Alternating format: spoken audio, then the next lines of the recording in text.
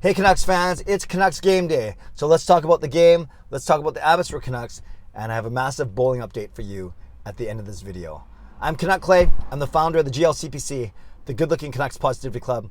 This is my Canucks take all in one take. It's Clay's Canucks commentary for Wednesday, December the 1st. Yes, it's December already. If you're new, here's what you should do.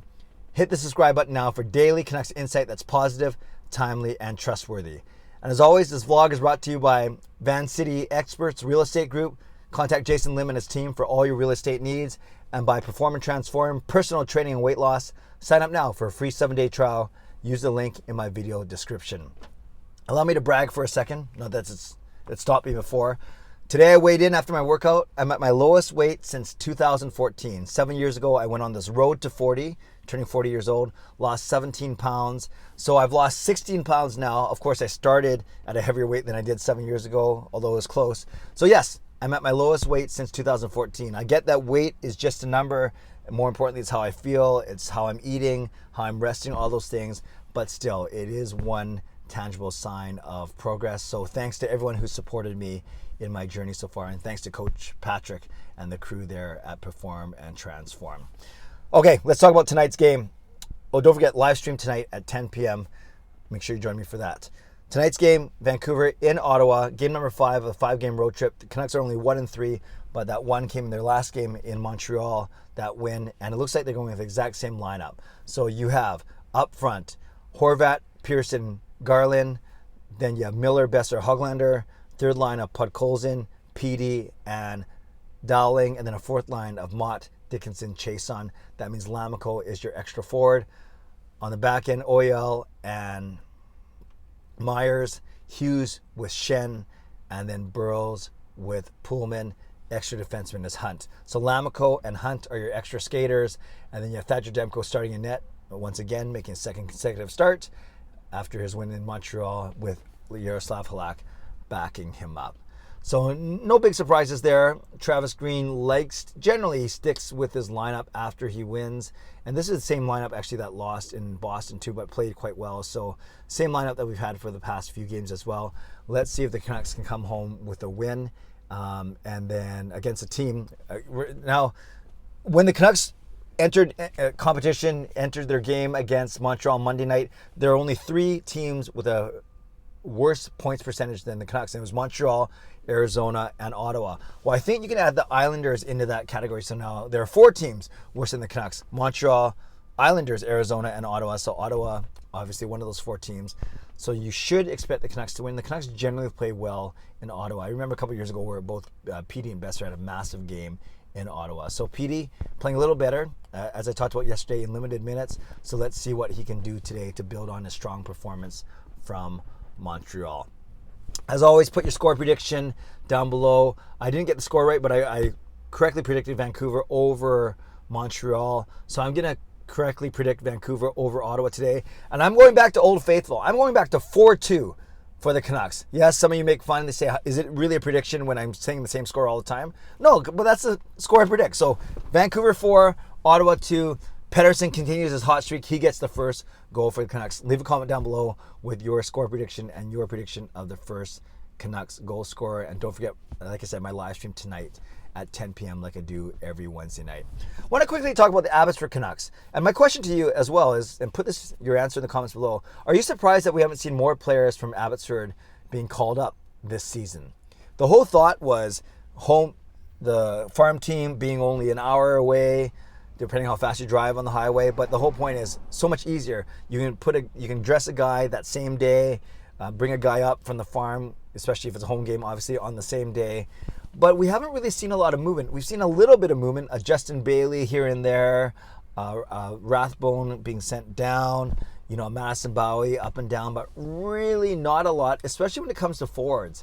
And I bring this up because you may have seen the highlight of Phil Giuseppe's really nice goal. He pulled a Merrick Malik going front, back, behind his back, and he basically scored on a breakaway yesterday. It was a beautiful goal. And I think of Giuseppe, and I think he was the one player that we thought might get a shot with the Vancouver Canucks to start the season. So many people were surprised when he got sent down to start the season. So you have guys like Phil Giuseppe. I got to practice his name. I haven't said it in a while. Phil Giuseppe. You have guys like Will Lockwood. you have guys like Nick Patan. So I think those three guys in particular are guys that you could see up there. There's Sheldon Dries, who's actually leading the Abbotsford Canucks in scoring, but I don't know if he'd be your first call-up.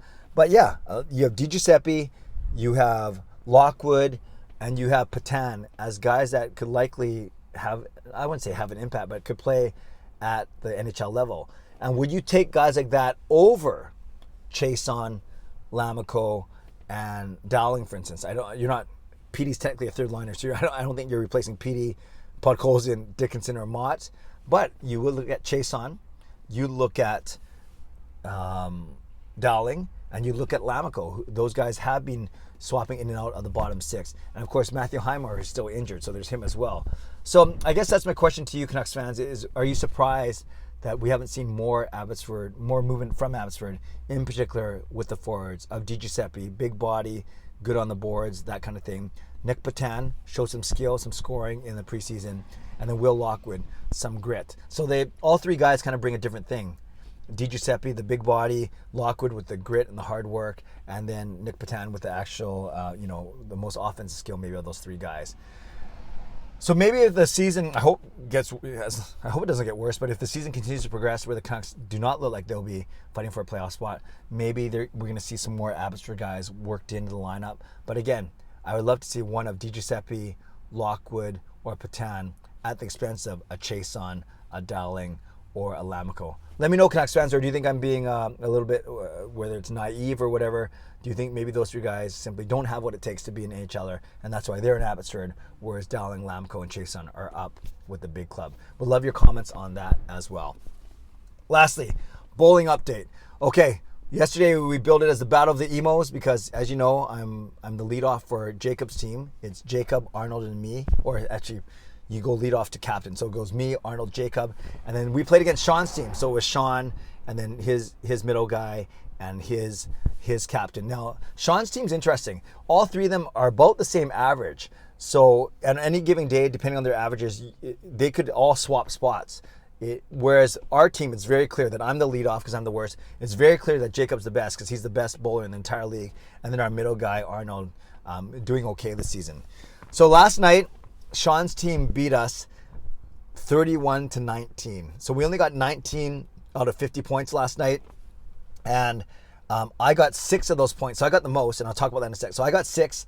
Arnold, unfortunately, got skunked, and Jake got 5. He basically split with the other guy. They tied in total pinfall. So 6 for me out of 10. Arnold got 0. Jake got 5. So that's only 11 out of 30 individual points. And then we won 2 of the 4 games. So those are worth 4 each. So there's 8 points there. But we did not win total. So we lost those. So 11 plus 8, right? 11 individual plus 8 team points. We only got 19 out of 50. So not the best showing from our team last night.